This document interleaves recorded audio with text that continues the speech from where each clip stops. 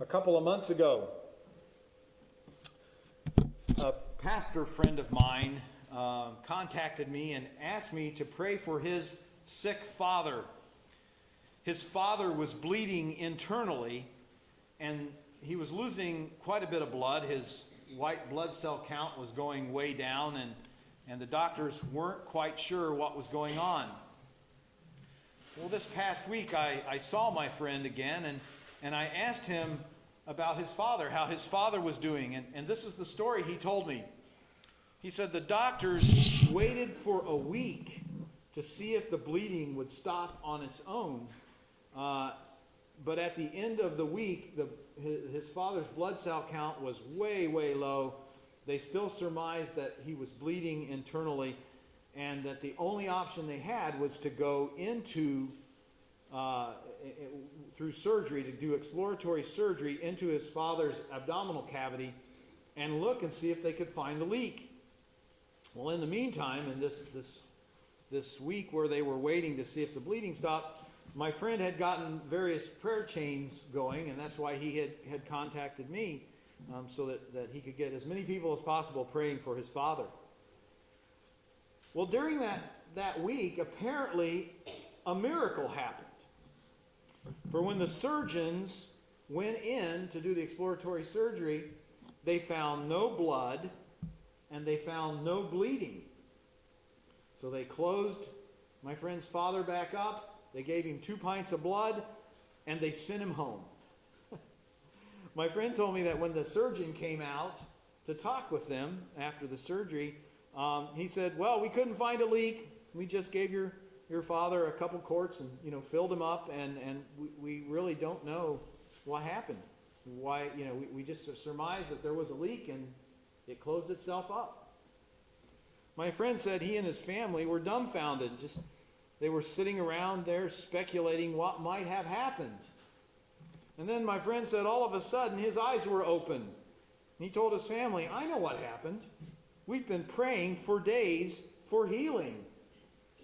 And heaven forbid, God actually answered our prayers.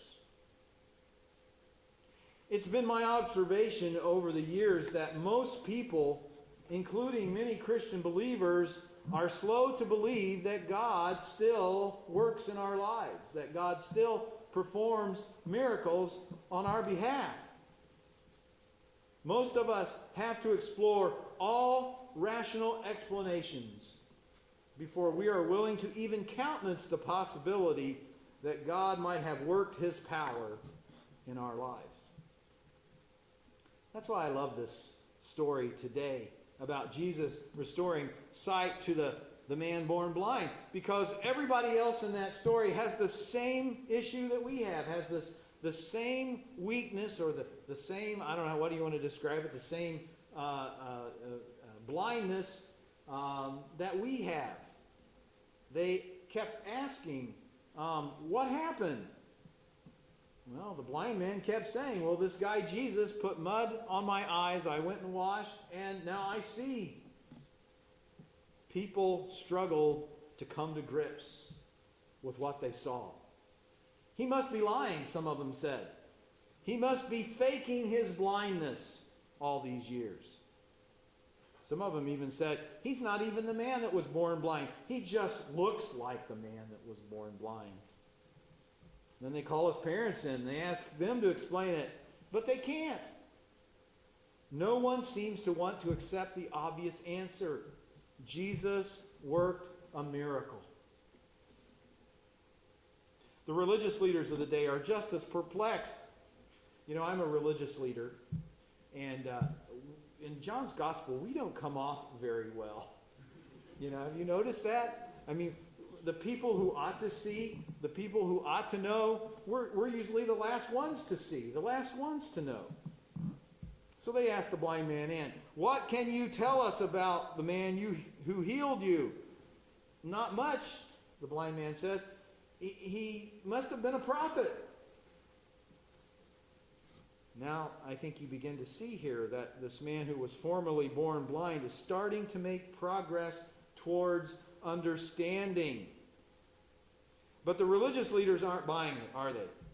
After all, horror of horrors, this Jesus character had the audacity to heal the blind man on the Sabbath. This Jesus must be a sinner, they say, because no self-respecting prophet would dare to heal on the Sabbath, would he? What you're witnessing here, I think, is the second healing of this blind man. His spiritual eyes are slowly being opened by this experience of physical healing. After all this, hand-wringing by the people, his neighbors, and by the religious leaders in the synagogue, the blind man finally says to the religious leaders, "You guys take the cake. You know that? You don't know who this Jesus character is, and so you condemn him as a sinner. And yet, it is a fact that he opened my eyes.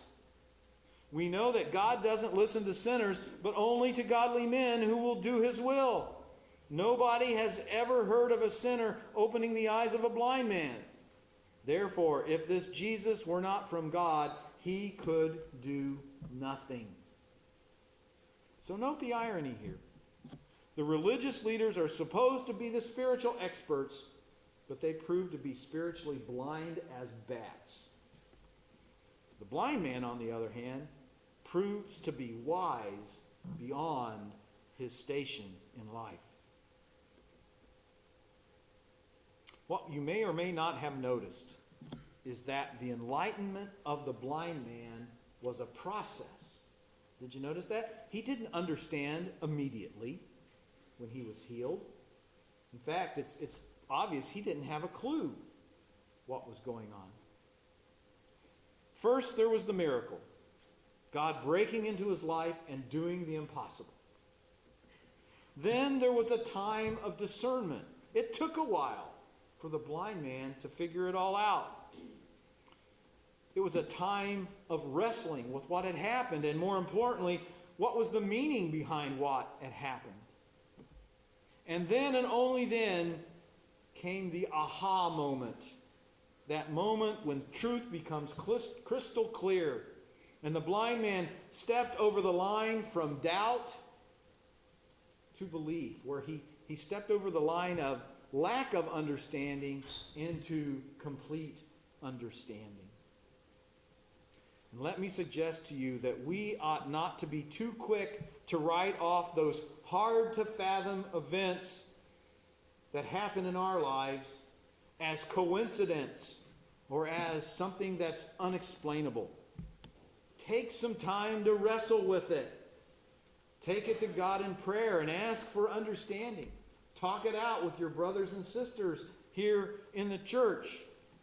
And you too might come to one of those aha moments. And I love those aha moments because those are the moments at which belief becomes real in your life. Those are the moments when God becomes real in your life. And isn't that really what we're looking for? That experience that confirms our faith? If you don't do that, if you don't take the time to wrestle, if you just write these things off as, you know what, I can't explain it, I'm not going to think about it. If you don't wrestle with it, if you don't take some time to try to figure it out, you may just miss a tremendous spiritual blessing.